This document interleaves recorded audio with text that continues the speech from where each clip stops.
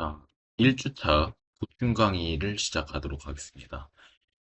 보충 강의 같은 경우에는, 어, 저기, 수요일반이나 토요일반에서도 그렇고, 이제, 어, 구조체와 포인터, 그리고 메모리에 대한 이해가 어느 정도 있어야지, 이론 강의를 듣기에 좀 수월했을 텐데, 그렇지 않았던 학생들을 위해서 보충 강의를 지금 만들고 있습니다. 자, 그래서 이 보충 강의에서는 구조체의 문법 혹은 다시 포인터의 문법 그리고 구조체의 문법 그리고 메모리 상에서 어떤 특징이 있는지에 대해서 말씀을 드리도록 하겠습니다. 자, 먼저 메모리가 뭘까요? 메모리는 저는 어, 이렇게 설명을 드렸습니다. 어떤 박스 혹은 뭐 종이에다가 0과 1이 많이 들어있는 그런 공간이 바로 메모리라고 말씀드리고 싶습니다. 그 메모리에는 주소도 있고요. 자, 이거에 대해서는 나중에 다시 설명을 드리도록 하겠습니다. 자, 이 0과 1이 많이 들어있다라고 했는데 이 0 또는 1이 들어가는 방이 있습니다. 이 0 또는 1이 들어가는 기본 어, 가장 작은 하나만 들어가는 방을 비트라고 부르게 됩니다. 그리고 이 비트가 8개 모이게 되면, 즉 8비트가 되면은 1바이트라고 부르게 됩니다. 8비트가 1바이트인 거죠. 메모리의 기본 단위라고 하면은 보통 어, 바이트라고 많이 얘기를 하거든요. 그런데 이렇게 보면은 뭔가 이상하죠? 비트가 가장 작으니까 기본 단위가 되어야 될 것 같은데 어째서 8비트가 바이트의 메모리의 기본 단위일까? 어, 여기에 대해서는 뭐 많은 뭐 예측을 할 수도 있는데요. 저는 이렇게 말씀드리고 싶습니다. 어, 이 메모리의 주소가 8비트 간격으로 배치되어 있기 때문이라고 말씀드리고 싶습니다. 뭐 8비트 그 자체가 의미 있는 어, 데이터가 되기에 충분한 뭐 최소의 단위여서 그렇다라고도 뭐 할 수도 있는데 일단은 그 메모리의 주소가 8개 단위로 배치가 되어 있는 것이 좀 더 큰 이유가 된다고 말씀드리고 싶습니다. 그래서 여기 지금 보이시는 이 그림 같은 경우에는 8비트짜리 메모리가 있고 그 다음에 어, 이곳의 주소가 16진수로 이렇게 표현이 되어 있는데 그 다음 주소 10 다음은 11이잖아요. 그래서 11은 바로 그 다음을 가리키게 된다. 그래서 11이 가리키는 거는 여기 8비트, 11이 가리키는 11이 가리키는 부분은 그 다음 8비트가 되겠죠. 자, 이거에 대해서는 나중에 어, 그 스트럭트가 저기 메모리에 어떻게 잡히는지 혹은 뭐 포인터가 어떻게 되는지에 대해서 어, 이해를 도움을 드릴 겁니다. 자, 그 다음은 스트럭트의 문법에 대해서 말씀을 드리도록 하겠습니다. 스트럭트를 먼저 배우게 되면은 어, 구조체라고 해가지고 이 안에 어, 여러분들이 사용하고자 하는 저기 변수들을 많이 담아 놓게 되면은 한꺼번에 어, 빵틀에서 빵을 찍어내듯이 선언할 수 있다라고 하죠. 그래서 보통 예제 같은 경우에는 뭐 struct, 뭐 student 해가지고 여기에다가 name, 뭐 학번 이런 것들을 쭉쭉 넣어서 학생들의 속성에 해당되는 것들을 데이터 변수에 저장을 하고 스트럭트로서 한 번에 여러 개를 만들어낼 수 있는 그런 어, 예제들을 많이 풀어봤을 거라고 생각을 합니다. 근데 보통은 스트럭트 문법을 맨 위에 있는 이걸로만 배우는데요. 사실은 두 가지가 더 있다고 말씀드리고 싶습니다. 밑에서는 이제 type define, struct 한 다음에 데이터를 쭉 적은 다음에 마지막에 이름을 적게 되어 있죠. 그리고 그 밑에서는 type define 적고 나서 struct 하고 이름을 적은 다음에 데이터 중괄호 안에 넣고 나서 나중에 닫을 때 또 이름 같이 생긴 거를 하나 적게 되어 있습니다. 이 세 가지는 선언을 다르게 한 만큼 이 사용할 수 있는 범위도 달라지는데요. 일단은 선언할 때 어떻게 되는지 한번 보도록 하죠. 스트럭트 해서 이름을 바로 적은 경우에는 선언을 할 적에 스트럭트 적고 나서 이름 적고 그다음에 여러분들이 사용할 이름을 적게 됩니다. 두 번째부터는 밑에 있는 어, 이걸 밑에 있는 이름으로 선언을 하게 됩니다. 꼭 스트럭트라고 명시를 안 해도 되게 되죠. 이거가 이제 가장 큰 차이가 되겠는데요. 어, 그러면은 이 타입 데파인으로 적은 두 개는 같은 방식으로 선언을 할 수 있는데 어떻게 다른가? 에 대해서는 여러분들 이제 나중에 자료 구조 같은 거에 대해서 좀 배우게 되면은 링크드 리스트 같은 걸 배우게 됩니다. 링크드 리스트 같은 경우에는 이제 자기 참조를 이제 어, 멤버로서 포함을 시켜놔서 그 다음 그 데이터가 어디에 오는지 주소를 저장하게 되어 있는데요. 그 경우 큰 차이가 나게 됩니다. type define 한 다음에 이걸 이제 진명 혹은 저는 진명이라고 부르는데 태그라고 하게 됩니다. 이 태그를 달아놓지 않으면은 이거 두 번째 있는 구조체 같은 경우에 중괄호가 닫히기 전까지는 익명 구조체가 돼서 어,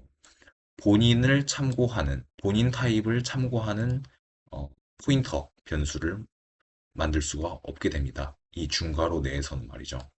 그래서 어, 이런 링크드 리스트 같은 거를 구현하고자 할 적에는 이런 구조체를 사용을 할 수는 없고요. 그래서 이렇게 태그가 있는 문법을 사용해 주시게 되면은 이제 어, 본인 타입의 포인터를 멤버로 선언을 할 수 있게 되는 거죠. 그게 큰 차이가 되겠습니다. 참고로 이제 저희가 보게 되는 ST의 할 라이브러리 같은 경우에는 이렇게 두 번째 타입으로 구조체가 선언이 많이 되어 있습니다. 그 다음은 이제 구조체의 메모리상에서의 특징입니다. 이렇게 저는 여기서 struct and pointer edu name이라고 이름을 지어놨고요. 이런 식으로 I, J, 인티저와 플롯으로 멤버를 넣어놨습니다. 이 경우 메모리가 어떻게 잡히게 되냐면요. 이 멤버 I라고 하는 거 바로 뒤에 플롯 J가 붙게 됩니다. 연속해서 이제 메모리가 잡히게 되는 겁니다. 어떻게 보면은 뭐 당연하다면 당연하고 놀랍다면 놀랍다고도 볼 수 있을 분들이 있을 것 같습니다. 해서 여기서 이제 또 저희가 할 라이브러리를 계속 사용을 해야 되다 보니까 이 스트럭트의 포인터 주소를 가르치는 부분이 많거든요. 그래서 이제부터 그 포인터에 대해서 설명을 드리자면은 그 전에도 제가 그 설명도 안 드리고 포인터라는 뭐 주소라는 이런 표현을 자꾸 말씀을 드렸습니다.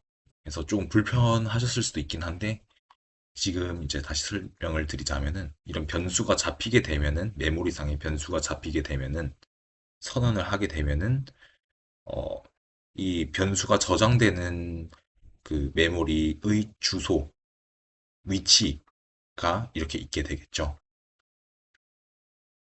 이 주소가 있을 거고요. 이 주소를 담는 변수를 선언을 해줄 수가 있거든요. 이 주소를 담는 변수가 바로 포인터가 됩니다.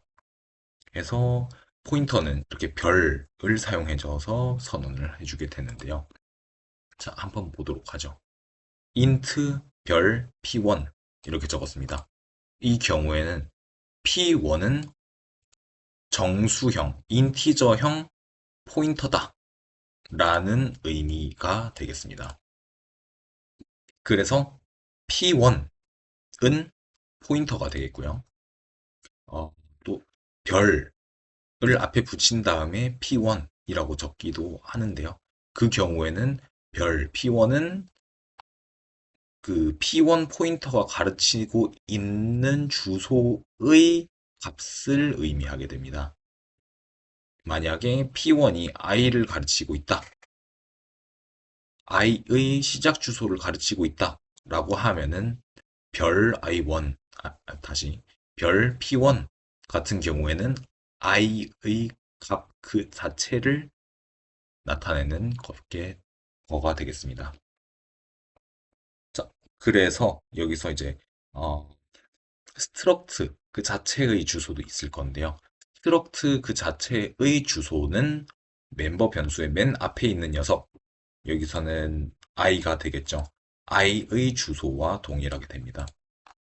그러니까 스트럭트가 이렇게 ij를 포함하게 되고요. 그래서 시작 주소니까 스트럭트의 주소는 i의 주소와 동일하게 됩니다. 그리고 i도 멤버인 i의 주소도 동일하게 됩니다. 그래서 여기서 같은 곳을 가르친다 라고 하는 것을 이렇게 적어놨습니다. 처음 보는 분들이 있을 거기 때문에 해석을 해드리자면은 S1 점이라고 되어 있죠. 이제 멤버에 접근할 때는 이렇게 점을 찍어주게 됩니다. 그래서 S1에 있는 i라고 하는 녀석인 겁니다. 이 부분은. 그리고 여기 앞에 and를 붙이게 되면 그의 주소거든요. 그래서 이 부분은 S1에 있는 i라고 하는 멤버 그의 주소가 바로 P1이다 라고 어, 그 명령을 한 거고요. 그리고 P2 같은 경우에는 S1 그러니까 여기서 선언했던 그 스트럭트 그 자체죠. 스트럭트 그 자체의 주소인 겁니다. P2는. 그리고 앞에 보시면은 형 변환, 타입 캐스팅으로 인티저형 포인터로 변환을 해 주었는데요. 이거 같은 경우에는 저희가 선언하기를 P2를 선언하기를 인티저형 어, 그 포인터로 선언을 해 주었기 때문에 그래서 이제 명시적으로 맞춰주는 작업을 한 거가 되겠습니다. 음, 만약에 이제 인티저 별, 그러니까 타입 캐스팅으로 형을 맞춰주지 않더라도 워닝은 뜨게 되지만 컴파일은 제대로 될 겁니다. 그래도 일단은 그런 부분에 있어서 짚고 넘어가게 된 거고요. 그리고 이렇게만 설명을 드리면은 그렇게 되면은 어, 모든 그 멤버 변수들이 다닥다닥 붙어 있나? 라고 생각하실 수 있는데요. 또 그렇지는 않는 예외가 있습니다. 그거가 바로 이제 지금부터 설명을 드리는 패딩이라고 되는 현상인데요. 지금 보시면은 스트럭트라고, 아니, 어떠한 스트럭트를 이렇게 정의를 해 놓았습니다. 8비트, 1바이트짜리 변수 B를 선언을 했고요. 그 다음은 4바이트짜리 A를 선언을 했습니다. 그 다음에는 다시 8바이트짜리 C를 선언을 했죠. 8비트짜리 C를 선언을 했죠. 이 경우에는 앞선 설명만 보면은 B 다음 바로 A가 오고 A 다음 바로 C가 올 것 같지만 그렇지 않습니다. 이 경우에는 이렇게 B 그 다음 자리 3바이트 동안을 어, 빈 영역으로 두고 나서 그 다음에 A가 오게 되고요. 그 다음에 C가 오고 나서 그 다음 3바이트는 다시 패딩이 되게 됩니다. 이러한 일이 왜 생기는가 하면 어, 32비트 프로세서 같은 경우에는 4바이트씩 이제 메모리에서 떼오게 되는데요. 그 경우 이제 A라고 하는 녀석 같이 이제 4바이트씩 끊어지는 이런 큰 변수들은 이 4바이트의 배수 영역, 배수로 시작하는 주소에 놓게 됩니다. 그래서 그걸 맞춰주기 위해서 이제 3바이트의 패딩이 생기게 되는 거고요. 그러면은 이런 패딩을 최소화하려면은 비는 메모리가 없게 하려면 어떻게 해야 하는가 했을 적에 4바이트짜리 큰 녀석들부터 먼저 두고요. 그 다음에 여기서는 없습니다만은 16바이트들을 놓고 나서 그 다음에 8바이트 크기 순서대로 스트럭트에 그 멤버들을 넣어주게 되면은 패딩이 최소화되게 됩니다. 그래서 이렇게 A, B, C 순서로 그 정렬을 해서 넣어놓는 경우에는 이런 식으로 A가 오고 나서 그 다음 바로 붙어서 B가 오고 B 그 다음에 바로 붙어서 C가 오게 되고 이렇게 되게 되는 거죠.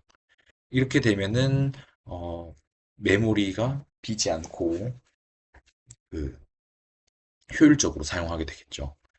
음, 물론 이제 현대의 컴퓨터에서는 메모리가 굉장히 많이 커졌기 때문에 이러한 거를 신경 써서 코딩을 하기보다는 뭐 개발 그 자체를 빠르게 하는 게 더 도움이 될 수도 있습니다만은 저희는 이제 어, 마이크로 컨트롤러 환경에서 코딩을 하고 있기도 하고 그리고 또 여러분들이 MCU에서 코딩을 하지 않더라도 이런 원리들을 알고 있다면은 나중에 언젠가 큰 도움이 될 거라고 저는 생각합니다. 자, 이렇게 말씀을 드려봤는데, 음, 이렇게 보면 그냥 이론이지 정말로 그러한가에 대해서는 의문이 생길 수도 있습니다. 그래서 제가 예제 코드를 만들어 왔는데요. 제가 지금부터 보여드릴 것들은 밑에 있는 코드로 똑같이 올려놨고요. 해서 비주얼 스튜디오에서 보여드리도록 하겠습니다. 자, 이 코드 같은 경우에는 이제 스트럭트의 주소 그리고 그 안에 들어있는 멤버들의 주소를 출력해서 뭐 같으면은 뭐 같다라고 이렇게 출력하는 어, 그런 실험 코드 정도가 되겠습니다. 그래서 한번 실행을 해보도록 하죠. 자, 이렇게 보시면은 S1의 주소를 출력을 했습니다. 이렇게 쭉 나오고 있죠. S1은 포인터. 다시. S1은 스트럭트 그 자체의 주소이고요. 그 다음에 S1의 멤버 I를 출력을 해보고 있습니다. 이 경우에도 같은 주소를 출력하고 있죠.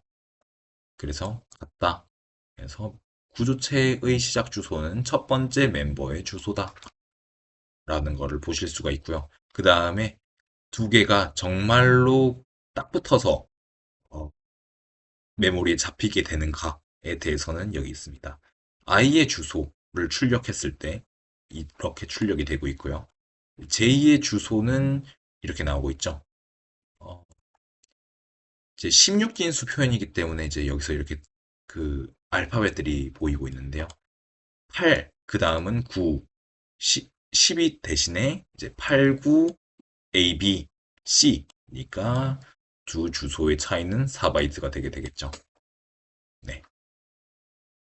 이렇게 해서 그 메모리에 잡힐 적에 연속해서 잡히게 된다라고 하는 걸 알아봤고요. 그 다음은 이제 패딩에 대한 내용도 있습니다. 그래서 1바이트짜리 자료형인 캐릭터를 선언을 해서 이제 패딩을 만들어 주고요. 3바이트짜리 패딩을 만들어 주고요. 그 다음에 인티저형 변수를 선언을 해서 이제 그 사이에 갭을 알아보자라고 하는 겁니다. 그래서 코드를 보시면은 이제 C의 주소를 출력을 하고 그 다음에 인티저 i의 주소를 출력을 해서 이제 그 두 주소 차이를 출력을 하는 코드가 되겠습니다. 한번 실행해 보죠. 자, 여기서도 어, 그 캐릭터 C의 주소는 여기서 뭐 어쩌고저쩌고 8, 그 다음에 인티저 i의 주소는 어쩌고저쩌고 BC 이렇게 선언이 되어 있죠.